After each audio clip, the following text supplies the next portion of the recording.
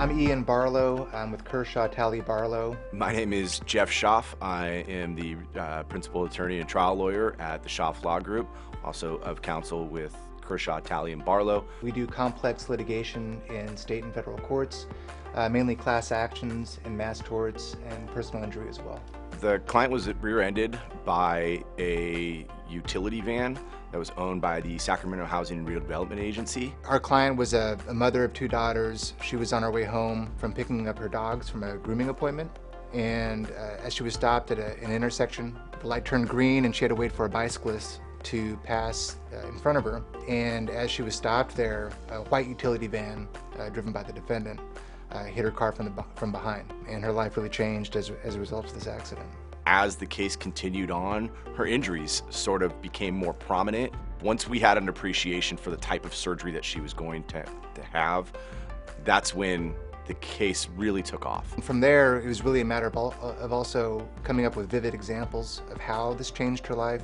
And that's when we knew, in order to get the full and fair compensation for the client, we were going to have to go all the way for it. We reached out to DK Global to create an animation of the future surgery, which was an anterior cervical discectomy, which is they take a front approach to the spine, cut your neck open, spread your neck apart, moving the throat and the tissue aside, and they go after the spine. The defense never took the case seriously. Early on in litigation, I think they're in the low 20s. Once we had the animation, Dr. Fox used the animation during his expert deposition. I think the case became a little bit more real and they started putting six figures on it. The outcome of the case was a jury verdict in the amount of $1.5 million. Having an animation at hand and having DK Global's depiction of the surgery that was at issue in our case made the theoretical real. The way that DK is able to use kind of a simulation of the client, having a female client that somewhat resembles the plaintiff, you could kind of feel like you were there.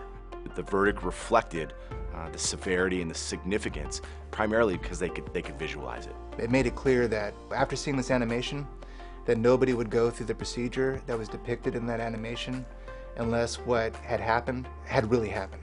You can talk about the injuries all you want, you can talk about the surgical procedures, but there is nothing like having a video or an animation depict that before the jury and show the jury what you're talking about. It just gives you a different flavor that, regardless of how articulate you are or what type of linguist you are, it gives you something else, it gives you that extra edge, it brings the case to life and it gives it some color.